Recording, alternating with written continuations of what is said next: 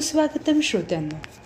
आज आपण ऐकणार आहोत सुंदर अशी लघुकथा इच्छापूर्ती.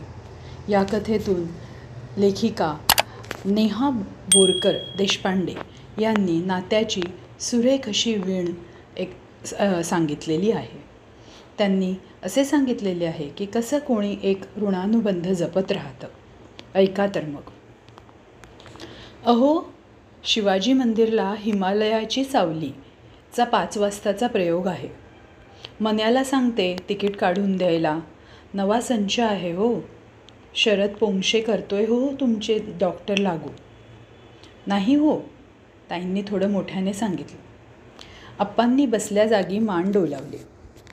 ताईंच्या चेहऱ्यावर हास्याची लकेर उमटली.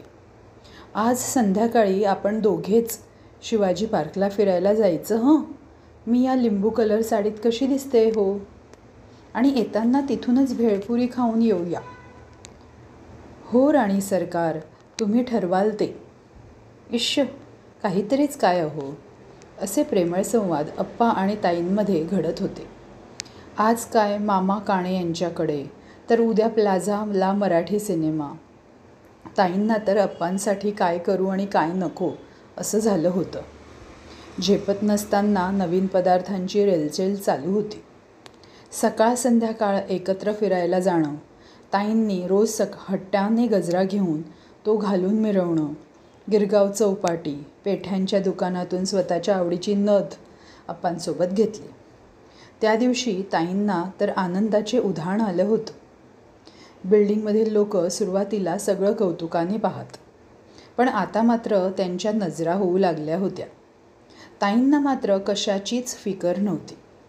इतक्या वर्षांच्या वठलेल्या इच्छांच्या कळ्यांना फुलण्याची संधी मिळाली होती. ती कोणाही मुळे गमवायची नव्हती त्यांना. पण त्या प्रत्येक कळीचे फुललेले फूल त्यांना व्हायचे होते.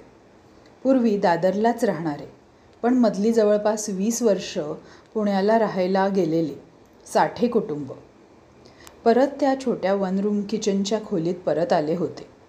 ते राहत असलेली बिल्डिंग पण आता पाडून नवीन होणार होती.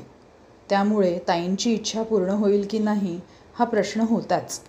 पण ताईंना अगदी शेवटची इच्छा समजा, पण मला यांच्याबरोबर काही दिवस तरी इथं राहू द्या असा आग्रहच धरला होता.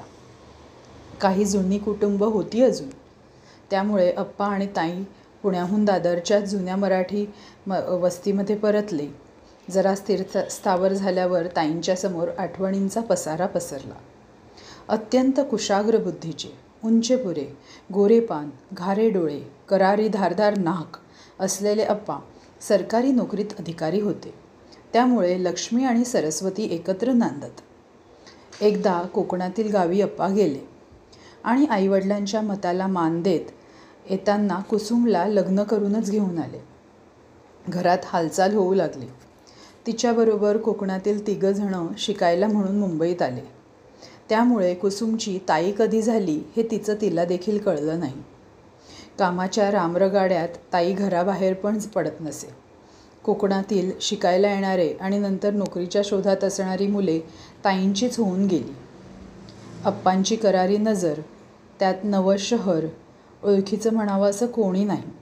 त्यामुळे कुसुमचे शब्द कधी फुललेच नाहीत.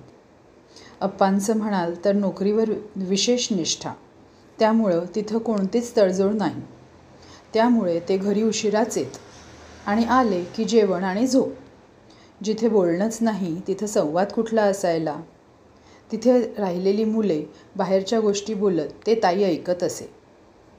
शिवाजी पार्क, गिरगाव चौपाटी, शिवाजी मंदिर या आणि अशा अनेक जागांची नुसती नावंच ऐकली होती तिनं.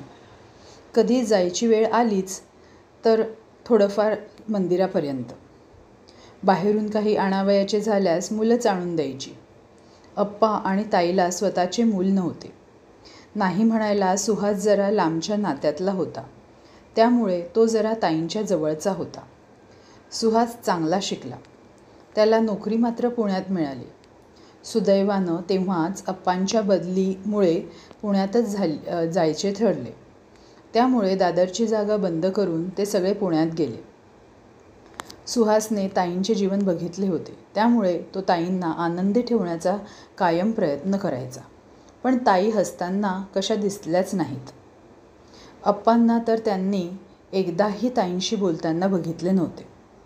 ताईला विचारलं की ती वेळ मारून न्यायची. फारच हट्ट केला होता तेव्हा मात्र म्हणाली होती, एक दिवस खरं काय ते सांगेन. अप्पा रिटायर्ड झाले. रिटायरमेंटनंतर जरा बरे दिवस ताईंच्या वाट्याला येतील असे वाटत असतानाच अप्पांना विस्मृतीचा आजार जडला. सुहास सर्वतोपरी मदत करायचा. वाढत्या आजारामुळे अप्पा अगदी मोजकंच बोलायचे. एक दिवस अचानक ऐकलं का राणी सरकार अशी हाक मारली अप्पांनी. ताईंना तर आपल्या कानावर विश्वासच बसत नव्हता. अखंड अश्रुधारा लागल्या. त्यांना पुसायचेही भान उरले नाही. चहा मिळेल का घोटभर, ऐकलं, आणि ताई लगबगीने चहा करायला गेल्या. सुहास ऑफिसमधनं आल्यावर त्याला ताबडतोब आम्हा दोघांना दादरला सोड म्हणून त्या मागे लागल्या. त्याचं काहीच न ऐकून घेतात, ताई तू एकटी कशी बघशील अप्पांना. अरे होईल सगळं नीट, तू काळजी करू नकोस, सुहासला म्हणाल्या. ताईला इतकी उत्साहात कधीच बघितलं नव्हतं. अप्पांचे आजारपण वाढत असताना ही काय असे वागते असे त्याने विचार करत होता. ताईचं मन सुहासला मोडवेना. तो 2 दिवस रजा घेऊन ताई अप्पांसोबत दादरला आला. त्यांची सोय लावून परत गेला. महिन्याच्या आतच ताईंचा फोन आला. येशील का. सुहासने आल्यावर बघितलं तर अप्पा जरा जास्तच आजारी होते. ताईने सुहासला शेजारी बसवून बोलायला सुरुवात केली. तुझे अप्पा मला लग्न करून घेऊन आले खरे, पण वडिलांची इच्छा म्हणून. त्यांच्या मनात तर दुसरी होती, त्यांच्या ऑफिसातली. पण बोलायची हिंमत झाली नाही त्यांची आणि वडिलांची आज्ञा म्हणून माझ्याशी लग्न केलं. लग्नापासून एकच वाक्य ते माझ्याशी बोलले की खायला प्यायला कपडा लत्ता कमी पडणार नाही, पण अजून कुठलीच अपेक्षा करू नकोस. मला कधी हातसुद्धा लावला नाही. पण या आजारामुळे त्यांना माझा विसर पडला आणि ते तिच्यासोबत आयुष्य जगू लागले. आणि ते माझ्या पथ्यावर पडले रे. म्हणूनच मी यांना इथे घेऊन आले. माझ्या राहिलेल्या सगळ्या इच्छा जगते. त्यांनी मला जवळ केले नाही, पण मी त्यांचीच आहे ना. नात्याची वीण होतीच, पण ती फक्त जरा उशिरा घट्ट झाली. ताईंच्या डोळ्यातील अश्रू न राहता फुललेल्या कळ्या झाल्या होत्या. कशी वाटली तुम्हाला ही कथा. ताईंनी खरंच किती प्रेमानं संसार केला आणि त्याचबरोबर जेव्हा त्यांच्या वाट्याला हे असे विस्मृतीचे दिवस आले तेव्हा त्यांनी त्यातूनही क्षण जगून घेतले. कशी वाटली नक्की कमेंट करून सांगा.